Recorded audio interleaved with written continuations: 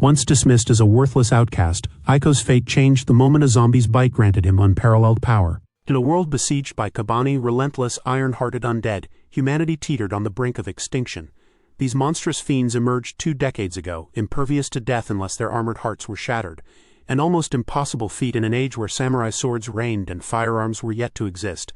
As the Kabaneri ravaged the land, spreading their curse like wildfire, the remnants of civilization withdrew behind heavily fortified walls, relying on armored trains as their lifeline for travel and survival. Within one of the last fortified cities, Aikoma, a resolute train mechanic, dreamed of becoming the Iron Man of his world. He sought to forge a weapon capable of piercing the Kabaneri's armored heart, convinced that those who cowered behind walls were nothing but cowards. To him, true warriors either conquered their foes or perished in battle. Experimenting with a high-pressure nail gun, he aimed to penetrate a metal plate, mimicking a Kabaneri's heart, yet once again he failed. Frustrated, he trudged to the railway yard where his peers ridiculed him as a hero wannabe. While performing maintenance on a train, Aikoma lamented his setbacks. His friend suggested adding more explosives, an idea that reignited his determination. Abandoning his tasks, he dashed back to his lab, only to find the workshop at a standstill. Princess Ayame had arrived, seeking repairs for her father's steam-powered gun. While the others were captivated by her presence, Aikoma remained indifferent. He despised her family's reliance on walls instead of war. As he turned to leave, the foreman summoned him. His expertise was needed to inspect the weapon. Aikoma snatched the gun from Ayame, scrutinizing its mechanics when a worker burst in with urgent news. A refugee train had arrived ahead of schedule. Ayame was stunned. It wasn't due until the next day. A station en route had been obliterated, forcing an emergency detour. Railway workers swarmed the platform as doctors meticulously examined each refugee, ensuring none bore signs of infection. Aikoma found the process exasperating, but his friend reminded him that strict quarantine was essential. Assigned to clean the blood-streaked train, Aikoma soon spotted traces of a Kabaneri. Ignoring his friend's warnings of danger and protocol, he eagerly collected the remnants for research. Rules meant little to a man of science. A girl stepped off the train, leaving Aikoma momentarily speechless. A guard rushed to halt her, demanding she undergo inspection. Unfazed, she playfully struck him with her toy, scoffing at his ignorance. The guard prepared to use force, but Ayame and her father arrived, declaring the girl their guest. A priest stepped forward, and together they were granted passage without examination. Suddenly, a man bolted from the train as doctors shouted. He was infected. Warning shots sent him sprawling, and soldiers quickly surrounded him. Desperate, he pleaded his innocence, but they readied their weapons without hesitation. Aikoma intervened, reminding them that protocol required suspected Kabaneri to be quarantined for 3 days. The guards, unfazed by his protest, beat him for his insolence. Amid the scuffle, the zombie specimens he had collected tumbled from his bag. Panic erupted as suspicion fell on Aikoma. Meanwhile, the fleeing man made a desperate dash for freedom. Soldiers fired their steam-powered guns, cutting him down instantly. Only to realize too late that he wasn't infected. Unmoved, they dragged his corpse away for disposal. Outraged, Aikoma denounced their cruelty, demanding if they had any shred of humanity left. Ayame's father regarded him with disdain, asserting that a mere mechanic had no right to challenge warriors. Undeterred, Aikoma declared his nearly completed weapon would soon change everything. Before he could continue, Ayame's bodyguard Kirusu struck him unconscious. Her father then ordered his imprisonment. Ayame hesitated, but a stern reminder of their duty to uphold order silenced her doubts. That night, a humble monk visited Aikoma's cell, asking how he had known the man wasn't infected. Aikoma admitted he hadn't, but he refused to let someone die without proof. He condemned those who had forsaken their humanity out of fear, yet lacked the courage to fight. Meanwhile, another train approached the city gates. The guards, expecting routine entry, grew uneasy as it failed to slow. As it neared, the horrifying truth emerged. It was overrun by Kabaneri. Panic set in. The guards scrambled to seal the gates, but it was too late. The train derailed, crashing into the city with a cataclysmic explosion. From the wreckage, the undead swarmed, unleashing chaos. Amid the chaos, the monk fled, and the guards rushed to contain the outbreak, leaving Aikoma unattended. Seizing the chance, he picked the lock with a wire and bolted to his lab, eager to test his weapon. Meanwhile, the city's elite, including the priest and Ayame's father, deserted the city, securing their own escape while leaving Ayame to her fate. As the city crumbles under the zombie assault, the desperate masses scramble to board the train, but the guards stand resolute, weapons drawn, demanding proof of their innocence from infection.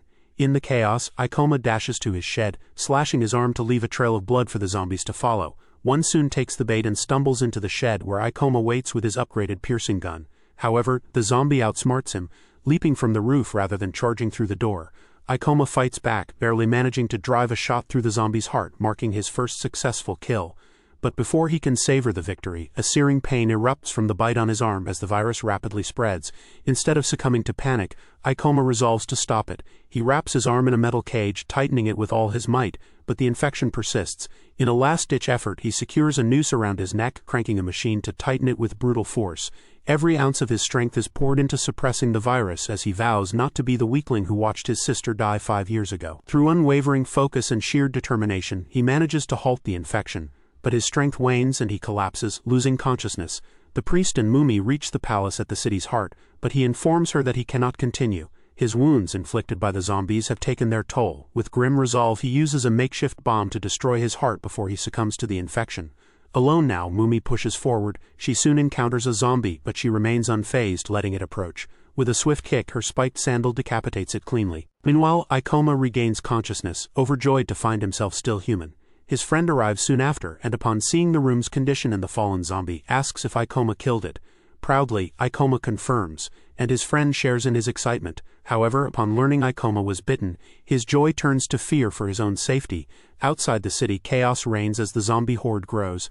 Ikoma manages to direct the guards, preventing the ever-expanding swarm from breaching the shelter. An elder suggests they flee to the next city, but Ikoma protests, citing his father's orders to wait for a signal. The soldier dismisses this, mockingly likening it to waiting for his father to return with milk, a futile hope. Just then, Mumi arrives, donning a peculiar cosplay. When one man tries to push her away, she effortlessly demonstrates her martial arts prowess, slamming him to the ground. Declaring that waiting is no longer an option, she vows to carve a path through the zombies to the train. With that, she rushes into the horde, her weapons ready. As a zombie lunges at her from behind, she slashes its head off with her knife and tosses it in front of the others, provoking their fury. They chase after her, clearing the way for those fleeing to the train. Mim leads the zombies toward the city's ruined sectors, where her Olympic-level agility and specialized weapons allow her to dispatch them with precision, never taking a hit. One by one, she eliminates the undead, ensuring everyone reaches the train safely. Ikoma and his friend arrive, but the guards block their entry, demanding they strip to prove they're not infected. Ikoma is about to comply, but his friend stops him, fearing the consequences. Just then, 2 zombies approach. Ikoma sees an opportunity to prove his loyalty to humanity. He readies his gun, but before he can act, Mim arrives and swiftly takes care of the threat. Ikoma recognizes her, and she acknowledges him as well. They remark on how much they've changed, with Ikoma noting her increased strength. Suddenly, Mim begins sniffing him, realizing he's no longer human, but silently walks away. Moments later, the elite samurai Kusu arrives, flanked by soldiers. He points his gun at Ikoma, suspecting he's a zombie. His escape would explain his condition. Mim intervenes, asserting that Ikoma is not a threat. With her word, everyone boards the train and Mim uses the master key to start it. Mumi enters the driver's cabin, and Kusu orders her to secure the rear coaches. Mumi tells Ikoma to take action himself before retiring to sleep, her energy spent after the relentless fighting. She wraps herself in her cloak, leaving Ikoma to ponder her exhaustion as the crew struggles to get the train moving. More zombies surge toward them, forcing a hurried departure. The guards attempt to hold the line, but the undead still manage to latch onto the train. Ikoma and his friend are aboard, and Ikoma single-handedly halts a steam pipe from crashing onto a girl despite its intense heat and weight. He then aids the mechanics, but a zombie begins to squeeze through the door gap. Panic spreads, but Ikoma rushes forward, showcasing his weapon. He opens the door, shoots the zombie, and hurls it out of the train. Turning to the others, he declares they can now fight back against the horde. However, his body has begun to transform and his iron heart is visible. Fear sweeps through the group, and Ikoma, panicking, tries to reassure them that as long as the virus doesn't reach his brain, he remains in control. But even his friend recoils in terror. Just then, Kusu arrives, alerted to the zombie. The people point to Ikoma, and despite Ikoma's attempts to explain, Kusu shoots him at point-blank range, ordering his men to seal the door to prevent Ikoma from returning. As the zombies encircle him, Ikoma slips into unconsciousness, his friend devastated by the sight. Meanwhile, a crew member urgently calls Kusu to the control room, reporting a horde blocking their path. Kusu is initially unperturbed, confident the train can outrun them. But when he climbs out to assess the situation, he sees that Mumi's father is among the zombies. Heartbroken, Mumi emerges to witness the horrific sight. Kusu swiftly pulls her back into the control room, urging her to forget her father, for he is now merely a zombie. Kusu commands the train to plow through the zombies, and soon they arrive at the gate of the next city. Docking the train, he attempts to activate the switch to lower the bridge, but a zombie arm is lodged in the mechanism. With no other solution, Kusu decides to manually open the bridge. Despite warnings of the danger, he declares that as a samurai it is his duty to lay down his life for the others. Just then, someone reports that a figure is fighting zombies outside. Ikoma, now regaining his senses, battles his way toward the lever to lower the bridge. His motivation isn't heroism but petty vengeance. He wants to show the people who cast him aside that the one they left to die is the one who saved them, a burden they must carry for the rest of their lives. Ikoma manages to lower the bridge, but as the train passes he breaks down in tears. Fatty throws a hook to rescue him, but others fight him for it. Ikoma refuses to grab the hook, resigned to his fate. At that moment, Mumi arrives and scolds him for crying in public. She ties the hook around him, instructing his friend to pull him aboard. Once on the train, Ikoma throws a tantrum, insisting that saving a zombie like him was unnecessary. Mumi snaps at him to stop acting childish. Just then, Kusu and the soldiers approach, demanding that Ikoma die at their hands if any trace of humanity remains in him. Ready to fight purely out of spite, Ikoma is stopped by Mim, who steps between them. She declares that Ikoma is neither zombie nor human. Removing her shirt, she reveals a wound in her back through which her iron heart glows. The onlookers are stunned, and Mumi explains that they aren't zombies but Kabaneri, beings with zombie bodies but human minds aligned with humanity's side. Kusu points his gun at Mim, branding her an enemy of humanity. Mumi, unwavering, declares that she will kill him if he dares to attack. Kusu hesitates but remains resolute until Ayame arrives and orders him to stand down. Ayame reminds them that their escape from the zombies was made possible by Mim and Ikoma. Still, Kusu argues they shouldn't allow them to join their ranks. Ikoma agrees, acknowledging his zombie nature and the potential threat of infection. However, Mumi restrains him, forcefully knocking him to the floor as she explains that they aren't zombies but sinners. She then turns to Ayame, requesting permission to keep them on the train until they reach the capital. Ikoma attempts to protest, but Mumi silences him with a swift blow. Hours later, Ikoma regains consciousness, only to discover that his body has completely healed. Mumi is lounging nearby, explaining that they've been locked in the boiler room per her request. She asks if Ikoma knows about the capital, and he replies that it's a hub of zombie research, potentially offering a cure for their condition. Mumi reveals that she must reach the capital at all costs because her brother entrusted her with a mission she won't share. She needs Ikoma to accompany her, using him as a shield. Ikoma doesn't understand but listens as she explains that her physical state makes her vulnerable. When she moves too much, she falls asleep, and Ikoma will need to protect her during those moments. Without warning, Mumi begins training him. Despite his strength, Ikoma's lack of skill becomes apparent as he is repeatedly humbled and thrown to the ground. Mumi, calling him pathetic, tells him he can't even hold his ground while she is restricted by her ribbon, which restrains her power. Mumi senses the presence of a nearby zombie and quickly rushes out of the boiler room. In the adjacent room, a man and a pregnant woman are arguing over food. Upon seeing Mumi approach, they quickly flee. Soon, Kusu arrives with IIM and the other elders, who chastise Ayame for trusting the two sinners. The situation grows tense, but a blonde man with a Victorian-era hairstyle interrupts, informing Ayame that their water supply is dangerously low and they must stop to replenish it. This diffuses the tension, and the train halts by a river under the cover of night. Ayame and the others hold a mass funeral for those who lost their lives in the attack, while Ikoma watches from the boiler room. Mumi approaches and asks if he won't join them in prayer. Ikoma replies that he lost his family to the zombies years ago. Mumi, sympathizing, reveals that she too has suffered a similar fate. She then inquires about the stone Ikoma holds. Ikoma removes his gloves, gazing at the stone as he begins recounting his story. He had found it by the river with his sister and gave it to her as a good luck charm. But 5 years ago, zombies attacked their city, and the adults fled, leaving the children behind. They tried to escape, but a zombie attacked Ikoma's sister. Frozen with fear, Ikoma ran to seek help, only to return and find her turning into a zombie. In a desperate attempt to stop her, he used a special explosive device to destroy her heart before the transformation could be completed. Ever since that day, he has carried the stone as her memento. Ikoma says he should have died with her instead of abandoning her, but there's no use in regretting the past. A crowd of peasants gathers outside the boiler room, incited by an elder's agitation over the presence of the sinners. Ayame arrives to intervene, but the crowd demands the execution of the two sinners before they pose a threat. Ayame enters the boiler room to explain the situation to Mumi, who, having overheard the commotion, decides to give the people what they want. With a swift leap, she lands in front of the fearful crowd. Ready for a confrontation, she is stopped by Ikoma, who advises against escalating the situation.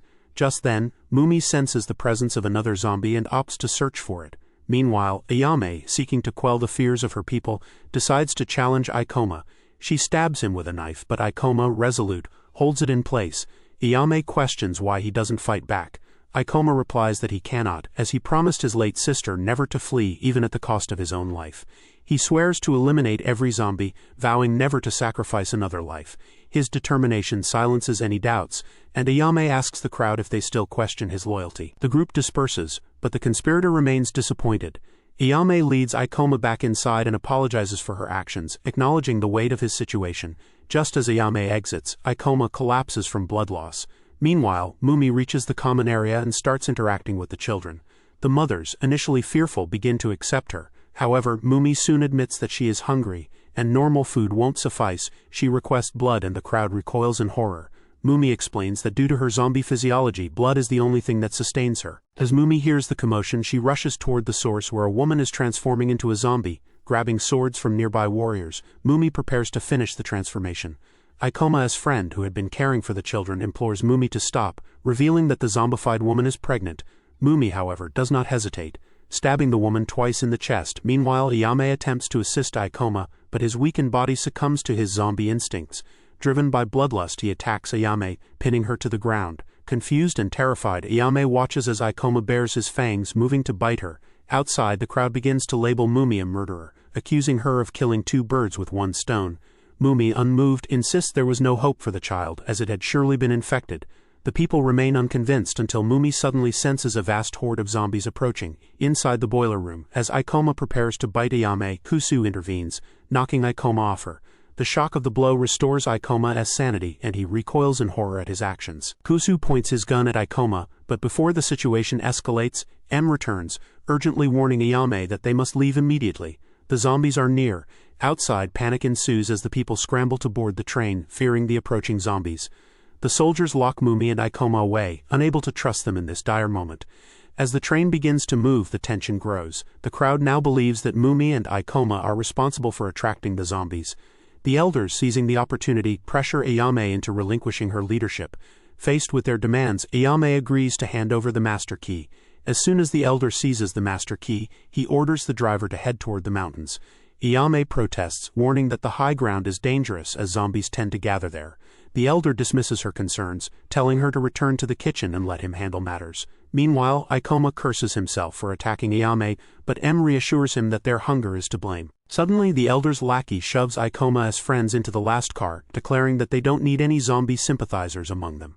Fatty, undeterred by Ikoma's protests, hands him his glasses, insisting he might need them to defend himself. He also passes Ikoma a piercing gun to fight off the zombies. Mumi, growing restless, expresses her hunger and comments that they now have fresh meat to feast on. She approaches a young woman in the corner, asking if she can consume more than just her blood. The girl soon realizes that Mumi is one of the alphabet people. Meanwhile, Ikoma's friends spot the elder's men detaching their car from the train. They shout at them to stop, but the men fire shots, narrowly missing their heads. As the elder's men attempt to use the master key to separate the coach, the train passes under a bridge and zombies leap onto it from above. Among them is a particularly formidable zombie, skilled with a sword, who effortlessly cuts down anyone in its path. M peers through a small peephole and realizes they're facing a special zombie. She attempts to shoot it but fails as the creature deftly dodges her attack. As the zombie slays its victims, they rise again as the undead, and the infection spreads rapidly through the train.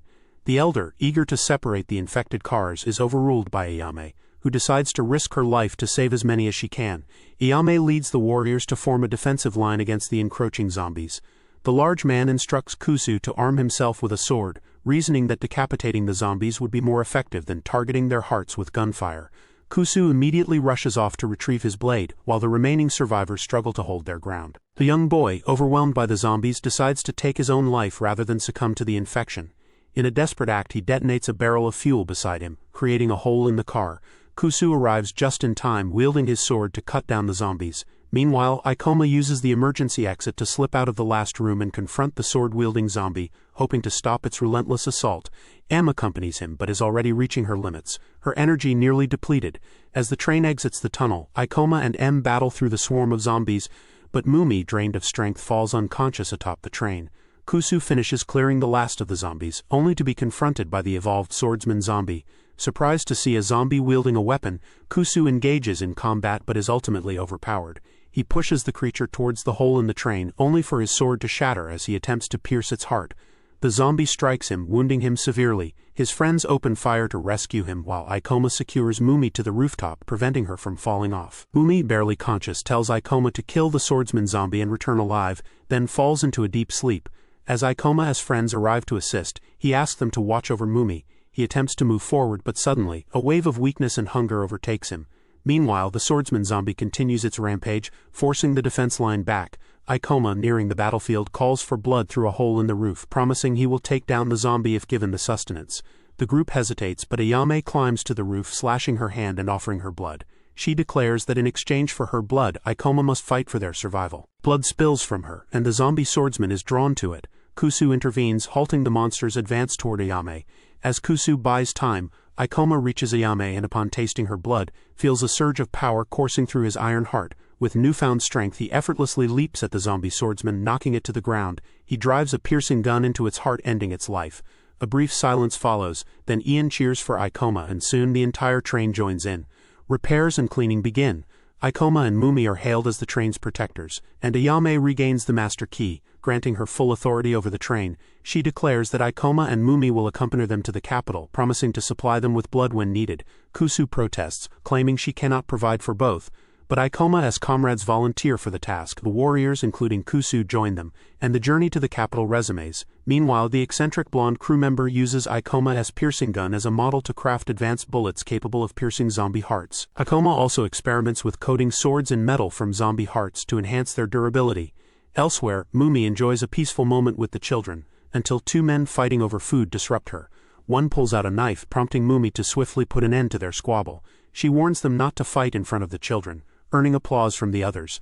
Ikoma chides her for stirring trouble, but Ayame, arriving on the scene, wholeheartedly supports Mumi's actions. She names her the bodyguard of the train, leaving Mumi slightly embarrassed. Just then, the train halts as the driver pulls the emergency brakes. Ayame inquires about the situation and learns that the city where they were supposed to restock has stopped responding. A closer look reveals the city has fallen to zombies, though some survivors remain.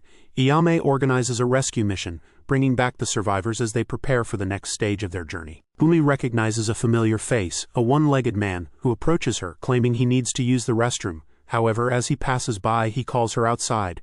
The man named Inu reveals he has information for her elder brother. He warns that government officials are hoarding weapons to eliminate humans, not zombies, and urges caution. Inu offers his services, saying he will come whenever called, but Mumi dismisses him, explaining that her brother had already expelled him. She turns to leave, but Inu suddenly attacks. Mumi blocks his strike and threatens to kill him if he tries again.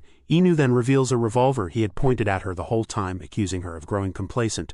He tells her she should focus solely on killing zombies, as her brother keeps her around for her combat skills, and once she becomes useless she'll be discarded like others before her. With a parting chilling warning, Inu leaves. Mumi trembles, shaken by the harsh truth of his words. Meanwhile, Ikoma and the others strategize to pass through the city, the shortest route to the capital. The route is blocked, so Ikoma proposes using the central boiler room to operate the crane and suggests a low-risk plan.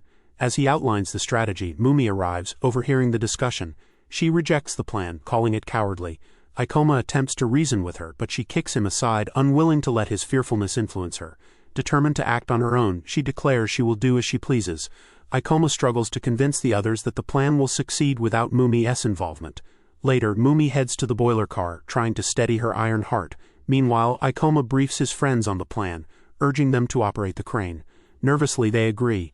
Ikoma then visits the boiler room to gather supplies and notices Mumi's unusual behavior. When he asks her about it, she dismisses it, and he scolds her for acting like Zoro.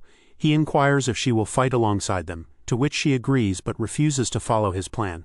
Ikoma tells her to do as she wishes but warns her to stay away from the boiler room, where the majority of the zombies are concentrated. Soon the train arrives at the city, and the task force sets out to clear the collapsed column from the tracks. Ikoma's friends take their positions in the crane control room while he rushes to a strategic location to lure the zombies. However, Mumi charges directly into the boiler room, determined to eliminate the zombies swiftly. Ikoma curses her recklessness upon seeing this, and immediately heads toward the boiler room to support her. Mim bursts through the boiler room door, confronted by a massive horde of zombies. She swiftly dispatches them with bombs, bullets, and knives, but not without sustaining injuries. Determined, she presses forward to deal with the next wave. Ikoma and his group arrive shortly, stunned by the carnage Mumi has left behind. They find her near the boiler switches, complaining that following their plan would have taken too long. Undeterred by her taunts, Ikoma begins activating the boilers. However, the warriors quickly notice thousands of zombies scaling the tower, growing closer. Panicked, they argue that their actions in the building have only provoked the horde. Mim attempts to defend herself, but Ikoma silences her, insisting she let him focus on the task at hand. With unwavering resolve, Ikoma powers the boiler to its maxi-Mumi capacity, and his friends begin operating the train to clear the track. However, the zombies draw near, and Ikoma, along with the samurai, prepares to retreat to the train. To his dismay, Mumi is nowhere to be found. Deciding to abandon her for the safety of his friends, Ikoma orders them to return to the train while he operates the crane to clear the debris. As Ikoma works to lift the metal wreckage, he spots Mumi outside, bravely facing the zombies alone. Desperately trying to prove her worth, Mumi fights with all her strength, determined not to be discarded despite feeling weak and dazed. Ikoma believes she can handle the situation, urging him to focus on the crane. However, he watches in shock as a kung fu zombie disarms her. The zombie overpowers Mumi, throwing her into the coal deposit. Ikoma, abandoning his task, rushes to save her, causing the rubble to block the train's path, forcing the driver to stop. Meanwhile, Ikoma swings down on a cable, slaying the kung fu zombie before rescuing Mumi. Suddenly, the ground trembles, followed by an explosion from the boiler room, burying Ikoma and Mumi under a pile of coal. From the blast site, a mysterious black mass rises, forming into a colossal monster that terrorizes everyone. The monster charges at the train, but the driver swiftly engages reverse, pulling the train into the safety of a hangar. The samurai lower the hangar gate, and the others fire at the monster to slow it down. Their efforts succeed, and as the gate slams shut, the monster shatters into numerous regular zombies. In the chaos, Mumi experiences a terrifying vision, one of her friends killed because they showed signs of turning into a zombie. Horrified, she suppresses her emotions, knowing her so-called brother, now her master, must depart immediately. As Mumi regains consciousness, she finds herself buried beneath a heap of rubble, her zombie affliction worsening with each passing moment. Just then, Ikoma arrives, attempting to free her from the debris. Mumi, with a sharp tone, questions if he blames her for this situation. As Ikoma struggles to shift the boulders off her, he acknowledges that her actions have indeed disrupted his plans, but admits his own fault in allowing the crane to save her. Now he is determined to ensure their survival and rectify their mistakes. Mumi, bitter and resigned, tells him to leave her behind and escape. She's capable of freeing herself and slaying the zombies. Ikoma, however, insists on helping, stating that she's too weak to do anything at the moment. Mumi protests, boasting her strength, having never once been bitten by a zombie. But before she can finish her words, the zombie blood inside her surges, and she panics, terrified of becoming one of them. In a swift move, Ikoma feeds her bottled blood, and after drinking it, she feels significantly better. Curious, Ikoma inquires whether she believes they turn into zombies when they get too hungry. Mumi, uncertain, only recounts how everyone in her group succumbed to the affliction. Just then, Ikoma spots a horde of zombies approaching. He decides to confront them first before rescuing Mumi. Though Mumi deems it futile, Ikoma refuses to let her perish while he still has the strength to fight. He readies his piercing gun, then slashes his own arm to draw the zombies towards him. As he battles them at a distance, Mumi loses consciousness and drifts into a haunting memory of her village's fall to a zombie outbreak. The guards, overwhelmed with fear, began executing anyone who sought refuge, suspecting them all of being bitten. Her mother was slain in the chaos, and Mumi herself was next in line when miraculously a man on horseback intervened, saving her life. While Mumi relives this tragic past, the warriors from the train arrive, rescuing her from the rubble. She regains her senses and immediately searches for Ikoma. She finds him, unconscious and surrounded by the bodies of fallen zombies, a silent testament to his fight. Mumi rushes to Ikoma's side, finding him barely conscious, his injuries severe. Despite the odds, they make their way back to the train, only to be confronted by the colossal black amalgamation of zombies. Mumi identifies it as a fused colony, though it is her first encounter with such a creature. They quickly board the train as the monstrous entity forces its way into the tunnel, intent on consuming the dead zombies within.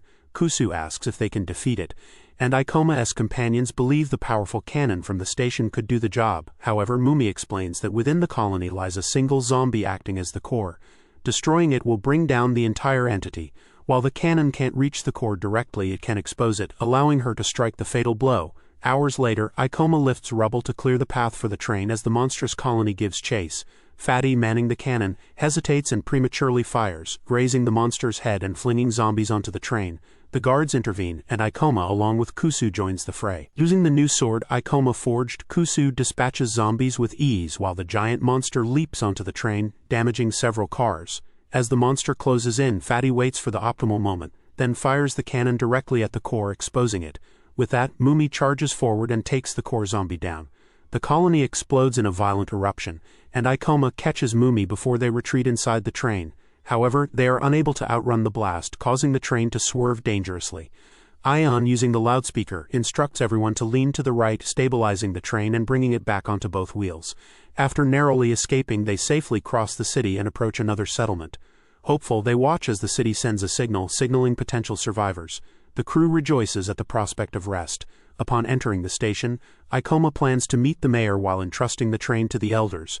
Meanwhile, Pico and the blonde engineer inform Mumi that they have exhausted the supply of metal for special jet bullets and the train mechanics are in dire need of parts for repairs. Ikoma instructs the group to purchase everything needed today, as they are set to depart tomorrow. During their conversation, Fatty suddenly recalls that today marks the festival where people write their wishes on paper slips and tie them to bamboo. Mumi, intrigued as it's her first time hearing of it, grows excited, but Ikoma dismisses the idea, citing their lack of time and resources. However, Ikoma insists on celebrating the festival to lift everyone's spirits and gives her personal funds to Io for the necessary purchases. He gratefully accepts, and while the shopping teams venture into the city to replenish supplies, the rest of the group focuses on bathing and laundry. The girls set out for food and clothes while Ikoma and his companions gather the materials they need. Meanwhile, Ikoma heads to the mayor's mansion, but he is unable to meet her. Undeterred, she proceeds to the minister's office, where she demonstrates the power of the jet bullets developed by Ikoma. The ministers are impressed and, in return for the jet bullet blueprints to combat zombies, promise ample food supplies for the train and agree to shelter the injured. As evening falls, the shopping teams reconvene at the market.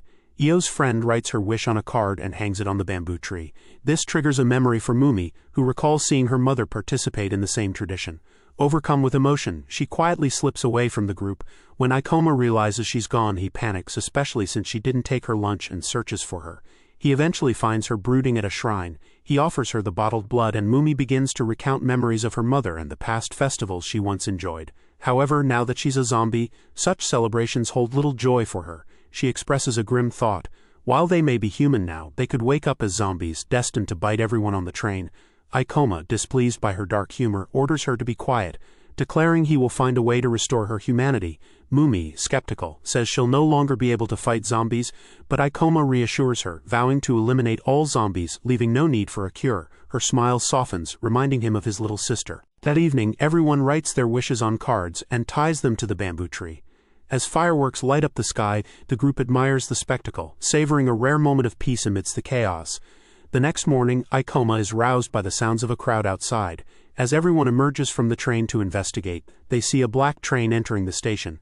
The crowd has gathered to welcome a group of liberators, an independent team of zombie hunters who reclaim fallen cities from the undead and restore them to the living.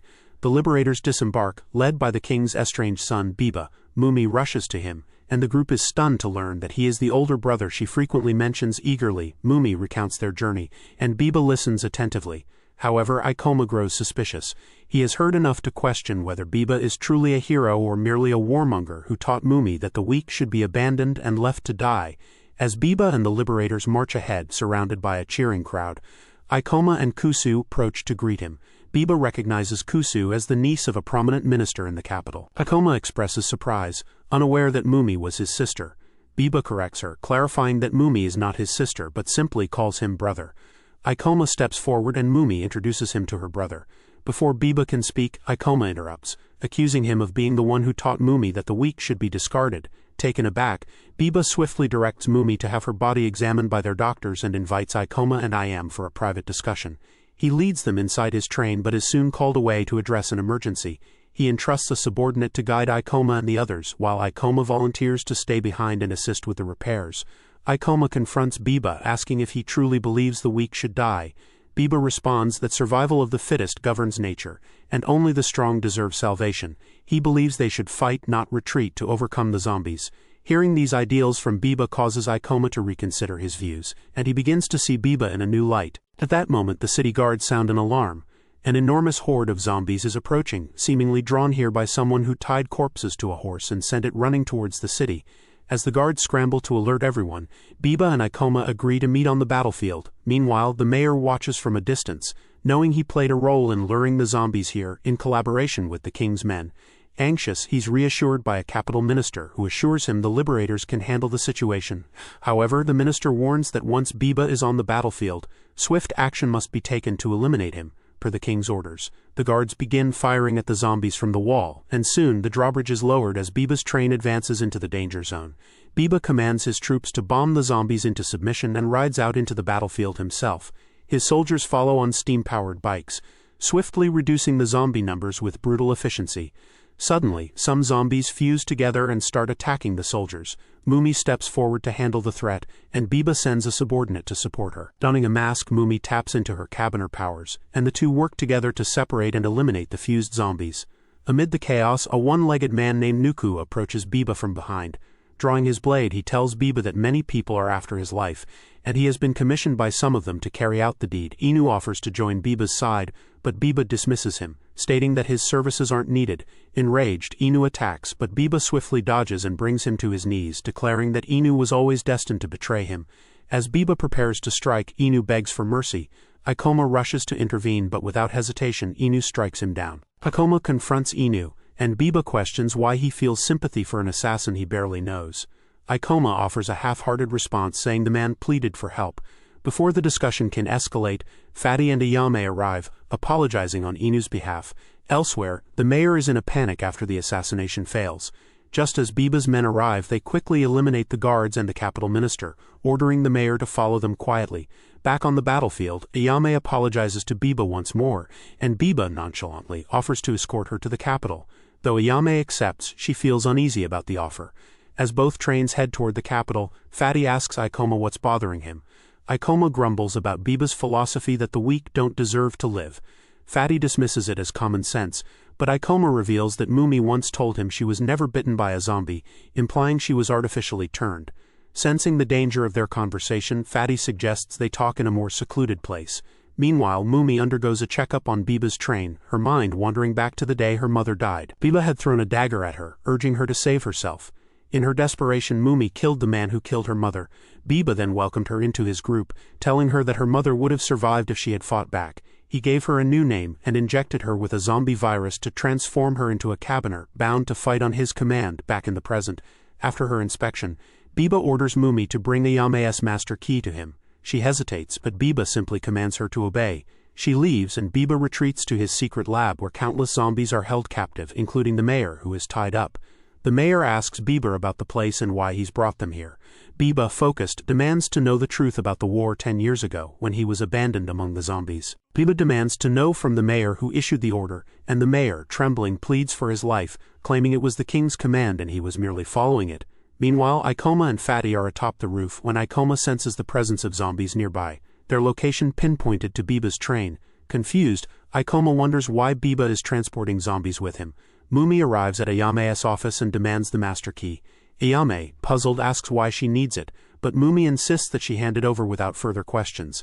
As tension builds, the driver enters, revealing that Mumi has the key because she was overseeing the engine. Relieved, she hands it over to Mumi, who leaves, though both Ayame and the driver are left wondering why she needed it. In the meantime, Fatty rushes to inform Ayame that something is wrong with Ikoma. Mumi delivers the key to Biba, who immediately realizes it is not the master key. He tells her she was deceived and that Ayame and the others likely don't trust them completely. Just then, Ikoma knocks on Biba's door. Biba warns that if Ikoma forces his way in, he will have to kill him. Mumi offers to speak with Ikoma and steps outside to do so, as Biba's men take their positions, ready to strike. Ikoma confronts Mumi about the zombies on Biba's train. She calmly replies that they are there for research purposes. Ikoma presses further, asking if she became a zombie as part of this research. Taken aback, Mumi hesitates before stating that she chose to become a zombie in order to fight alongside Biba. Ikoma protests, condemning her actions as fundamentally wrong, but she retorts that he will never grasp the depths of her struggle. She explains that becoming strong through her transformation was the only way she could save herself. As she prepares to leave, Ikoma attempts to stop her, warning that Biba is no hero but a ruthless killer. Mumi strikes him away, asserting that he understands nothing about her brother. She then heads back inside. Ayame and Fatty, who had overheard the exchange, emerge, and Ikoma expresses his concerns to them, revealing that when Biba killed the assassin earlier, he had a chilling smile, as though he relished the act. The following day, their train halts at another station, but the authorities refuse to allow Biba and his group entry, fearing his presence. This forces the separation of Ayame's train from theirs. Though relieved, Ayame wonders if this will hinder their journey to the capital. Ikoma gathers the key individuals and informs them that he sensed the presence of hundreds of zombies aboard Biba's train, making their separation a blessing. However, his concern grows for Mumi, who chose to stay with Biba. Ayame shares his apprehension, and Ikoma vows to bring her back. Meanwhile, Ayame meets with the city's mayor, a kind yet naive man. He reveals that he has called Biba for a meeting despite the king's disapproval. The king allowed this under the condition that only women and children accompany Biba, unaware that the women Biba brings are more dangerous than any man. As they head to the mayor's mansion, Fatty spots them and rushes to warn Ayame. Soon, Biba and his group arrive at the mansion, where a samurai from the capital immediately aims his weapon at Biba, distrustful of his intentions. Biba is allowed to act freely, but suddenly Mumi becomes restless, claiming she needs the restroom. The unsuspecting mayor instructs someone to escort her, but she seizes the opportunity, knocks out the guards and escapes. Ikoma and Kirusu spot her sprinting toward the bridge and immediately give chase. Mumi neutralizes the remaining guards and lowers the bridge, signaling Biba's forces who have been waiting patiently. As they cross, Ikoma and Kirusu confront her, demanding to know what she's doing. She pouts and insists she's simply letting in the liberators. It's unjust, she says, that they're barred from the city despite fighting the Kabani. She claims they mean no harm, but then her eyes widen. Behind the riders, a massive horde of Kabani follows. The liberators on motorbikes carry blood-filled bags that lure the undead closer. Chaos erupts. As panic spreads, Ikoma rushes to raise the bridge, but one of Biba's men slices the suspension cables and speeds ahead, dousing the guards in blood. The Kabani break into the city, massacring anyone in their path. Alarms blare. The samurai guarding Biba is momentarily distracted. Biba swiftly kills him. Another is eliminated by Biba's bodyguard. Without hesitation, Biba strangles the mayor and slays his final guard.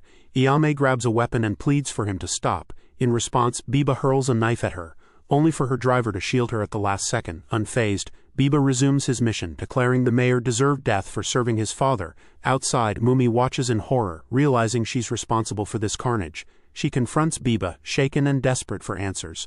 Ikoma tries to go after her, but Kirusu urges him to prioritize the evacuation.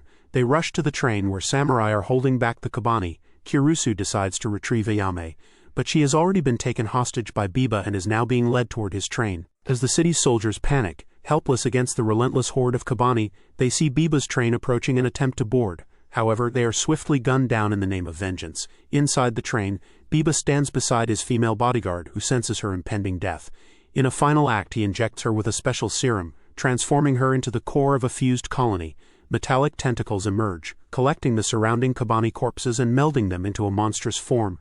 Biba orders her to breach the city gate. She endures cannon fire and gunshots, relentlessly throwing herself at the wall, shattering it. Meanwhile, Mumi confronts Biba, asking why this is happening. Coldly, he replies that this is the world he has always desired. Her mind goes numb at the revelation. Just then, the serum takes full control of the bodyguard, overpowering her sanity, and she transforms into a full-fledged Kabani. The giant creature collapses, losing control. The scientist behind the transformation is displeased with the result. His assistant suggests using the antidote to restore the bodyguard's sanity, but the scientist dismisses the idea, deeming it futile. Elsewhere, Kirusu sneaks aboard the train to rescue Ayame.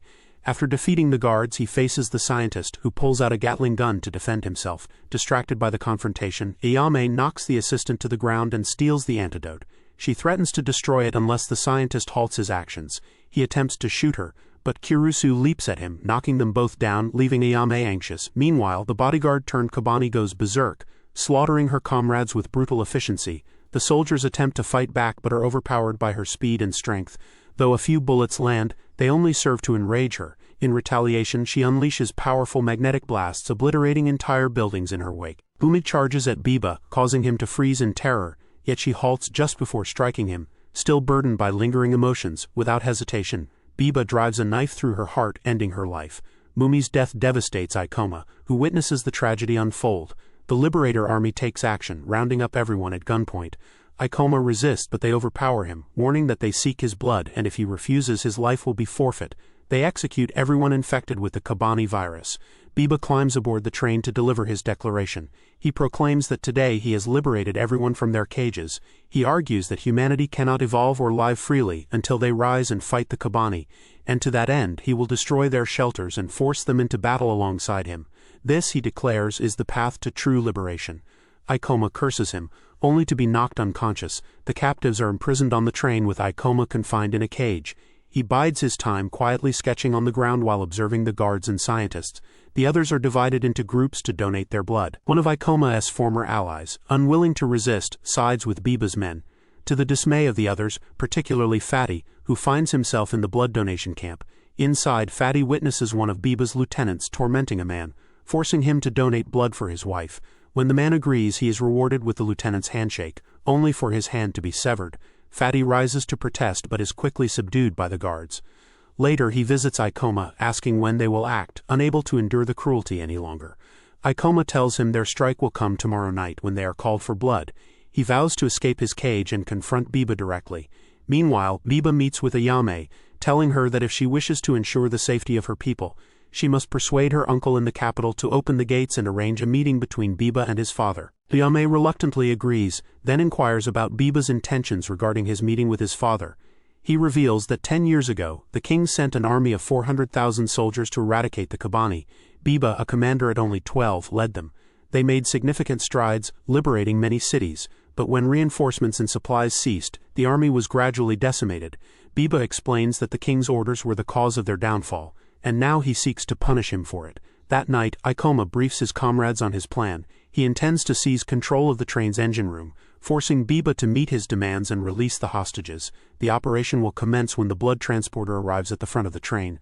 While the plan seems perilous, they have no other option, and agree to support Ikoma in any way they can.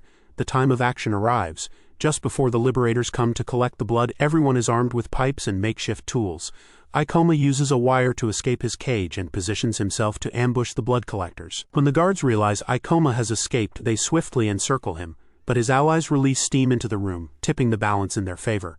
Ikoma's former ally, who switched sides, is moments away from being overwhelmed by Fatty, but Ikoma intervenes, revealing that the traitor was actually a spy who provided him with critical intelligence on the liberators. Just then, an MK lieutenant arrives, holding a hostage. He throws the man forward and attacks the remaining rebels. Ikoma blocks his strike and forcefully slams him against the wall. The man realizes he is outmatched, but just as Ikoma prepares for the final blow, the man pulls a Glock. Before he can shoot, Fatty knocks him out. They seize real weapons and charge toward Biba's train. Biba, alerted to the disturbance, orders Mumi to deal with them. She hesitates, but Biba threatens to withhold the medicine that keeps her human if she refuses. Reluctantly, she prepares to act, but as Biba's men approach with the medicine, Mumi flees, taking down the guards in her path. However, a lieutenant overpowers her, and her zombie heart begins to malfunction due to insufficient blood. At Biba's command, his assistant tranquilizes her. Mumi cries out Ikoma's name before losing consciousness. Meanwhile, Ikoma and Fatty charge forward, while their allies hold the liberators back. They reach a door near the engine room, but none of the keys fit. Ikoma attempts to blast the lock, but it proves ineffective.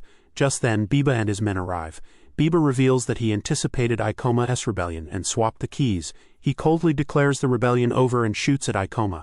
Fatty shields him, taking the bullet. Fatty, with his dying breath, confesses his regret over not helping Ikoma when Kusu shot him. He dies knowing he made the right choice.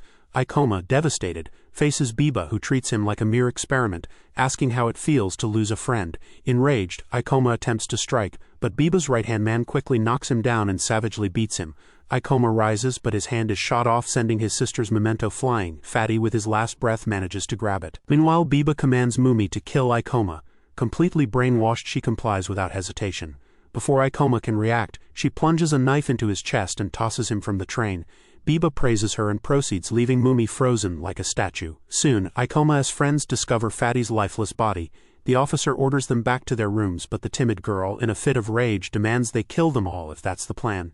Eventually, Biba's subordinates relent, and they allow the group to carry Fatty back to their quarters. In the engine room, Biba confides in Mumi, revealing his disdain for his father. He recounts how one night when the lights went out, his father, in a fit of fear, accidentally injured him. When confronted, his father denied responsibility, blaming his fear instead. Biba, scarred by that moment, vowed to destroy his father and the city. He injects Mumi with a serum, transforming her into the core of a fused colony to aid in his mission to breach the capital gates. Back in the capital, the king announces to the people the threat posed by Biba, condemning his tyranny and the destruction of a city. He assures them that Biba and his army will be defeated. As the speech concludes, a communication operator suggests informing the public about the giant fused monster.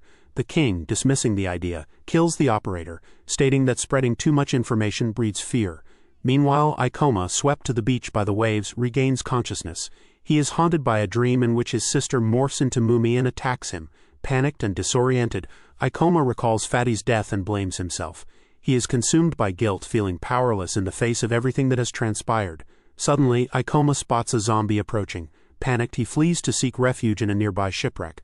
Back in the capital, Iam's train arrives at the gates. The messengers inform the king that Iam has captured Biba. The king permits her entry, and she presents Biba as a prisoner. However, her actions are merely a strategic facade to ensure her people's safety. Iam's uncle and other officials are shocked, unable to believe she could have captured Biba. She explains that her crew worked diligently, requesting asylum in the capital. The officer orders a week-long quarantine in jail for everyone, to which Iam reluctantly agrees. Iam is soon summoned to the palace, accompanied by Biba. Meanwhile, Ikoma remains terrified in the shipwreck. Just then, Kusu arrives, horrified upon learning of Ikoma's actions. He confronts Ikoma, asking why he abandoned everyone. Ikoma, despondent, explains his helplessness. At that moment, the scientist, bound and captive, approaches, examining Ikoma. Kusu pulls him away, urging Ikoma to join him in freeing the others. Ikoma protests, but Kusu declares he will leave him behind to die. With that, Kusu departs, leaving Ikoma broken. Back in the throne room, Biba kneels before the king, challenging him to end his life if he ever considered him a son. The king agrees, drawing a dagger he once gifted Biba. But as the king attempts to unsheath it, a pin pierces his hand. Biba seizes the moment, launching into a monologue. He reveals his ability to distinguish zombies from humans without inspection, and ominously claims that one of them is, in fact, a zombie. Tension fills the room as the king suddenly begins transforming into a zombie. A panicked guard fires at him, but the king doesn't fall. Biba orders the soldiers to keep firing, stating that one shot won't be enough to kill a zombie. As the soldiers continue, Biba rises to finish the task. He tells his father that this isn't an act of mercy but of fear, and with a swift strike he drives a knife into the king's heart. But that is not the end of his revenge. Biba announces to the entire city that there may be more zombies hidden among them. His words spark mass panic, and soon people begin turning into zombies themselves. Chaos erupts as the citizens attack each other. Iam's uncle pulls her away from the violence as Biba's men breach the gates, allowing their train to enter and airdropping zombies into the city, effectively unleashing destruction.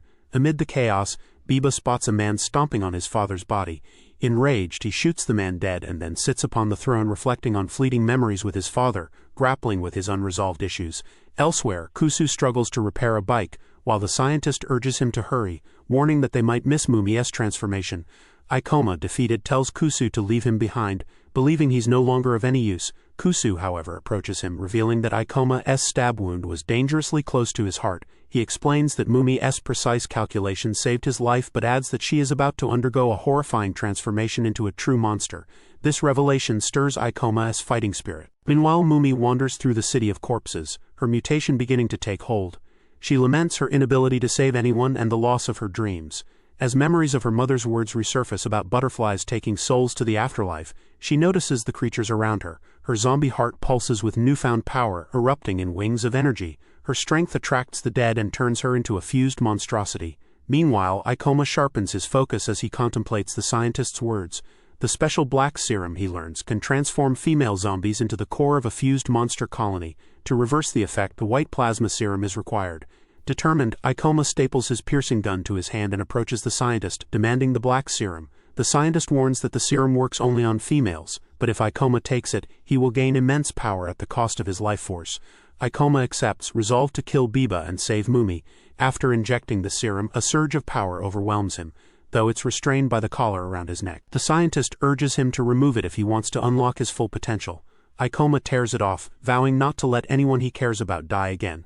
Ikoma and Kusu race to the station, swiftly eliminating the zombies. However, Ikoma starts feeling his control slipping, inch by inch. Kusu warns that if Ikoma loses control completely and turns into a zombie, he will be forced to end his life. Meanwhile, the capital's residents arrive at the prison where Ikoma's friends are held. They demand the prisoners be burned, blaming them for the virus. Just then, Iam arrives, calming the crowd by assuring them that her friends are not the cause. When the crowd points their weapons at her, she steps forward, urging them to retain their humanity. Fear grips the crowd as they trust Iam, who declares their escape from the city.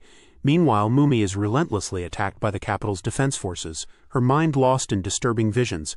Red butterflies pursue her as taunts fill the air. She attempts to swat them away, only to crush entire houses in her wake. Biba, observing, devises his plan to flee, instructing his right-hand man to ready the train. However, panic erupts when Ikoma approaches. His enemies scramble, but Ikoma swiftly incapacitates them, declaring his sole intent to confront Biba and rescue Mumi. More soldiers prepare to strike from above, but Kusu swiftly neutralizes them, covering Ikoma's advance. One of Biba's lackeys orders a train to charge at Ikoma. Despite their attempts to restrain him, Ikoma breaks free and unleashes a magnetic blast, hurling the train into the air, causing a fiery explosion. Confused by his own power, Ikoma feels his grip on his body slipping further. Kusu joins him, and Ikoma reassures him of his humanity. Just then, Biba's subordinate arrives to finish him, but Ikoma counters the attack and impales the man's heart, declaring he's unworthy of life. Biba watches from afar as a lab assistant delivers a vial of antidote. Biba takes it and orders his remaining lieutenant to evacuate with their men, staying behind to finish what he began. He loosens his collar, preparing to unleash the power he's concealed. Meanwhile, Ikoma and Kusu race towards Mumi. But suddenly, the bridge shatters, leaving Kusu to face a horde of zombies alone. He reassures Ikoma, urging him to continue. Ikoma sprints toward Mumi, calling her name. A flicker of hope in his heart, however, Biba appears, determined to stop him. They clash, with Biba questioning Ikoma's decision to sacrifice his life by taking the black serum. Ikoma declares his unwavering resolve to save Mumi, but Biba scoffs, asserting that it will not happen. He shoves Ikoma aside, attempting to stab him, but misses his heart by mere inches. Ikoma seizes the opportunity, shattering Biba's sword and launching himself at him. Biba narrowly defends himself but manages to twist Ikoma's arm, only for Ikoma to use a magnetic pulse to throw him back. Ikoma advances with murderous intent, his steps slow and deliberate. Biba trembles in fear, but suddenly, Ikoma falters, losing consciousness. Sensing victory, Biba sneaks up behind Ikoma, aiming to end him. Meanwhile, Mumi clings to the hope sparked by Ikoma's voice. She tries to reach for the blue butterfly amidst the red ones but drops the stone Ikoma had given her into a nearby pond. The sound of the stone hitting the water snaps Ikoma back to reality. He turns, impaling Biba with a swift strike, blasting his arm off. Biba tumbles into the pool. Ikoma rushes to Mumi, enveloping her in a tight embrace as he injects the antidote into her veins. The antidote takes effect instantly, and the metal tentacles encasing her begin to dissolve, with the monstrous form disintegrating into black sludge. As Mumi regains consciousness, she sees Ikoma lying unconscious and reaches toward him, only for Biba to appear, opening fire on him. Mumi implores him to stop, but he remains resolute in his desire to fight Ikoma. Closing the distance to strike, Biba is unexpectedly pierced through the heart by Mumi's iron spike. She apologizes but asserts that despite their weakness they will survive and realize their dreams. Meanwhile, Mumi and the others gather the survivors aboard the train. Uncertain of the route to take, they deduce that Biba must have left one path open for escape. Just then, Biba's remaining subordinate appears with his soldiers, offering vital information in exchange for passage aboard the train. Though initially met with distrust and a slap from one of the survivors, Mumi reluctantly allows them on board for the group's safety. The man reveals that Ikoma, Mumi and Kusu are still alive. At the battlefield, Mumi keeps watch over Ikoma, whose life seems to have been drained. Kusu arrives and despite their efforts, Ikoma remains unconscious. Just then, their friends' voices reach them from the train, urging them to meet at Station 13 to escape. Kusu lifts Ikoma onto his shoulder, telling Mumi to get ready. They rush through the zombie-infested streets, reaching the train where everyone waits with blankets to catch them. Mumi is moved to tears.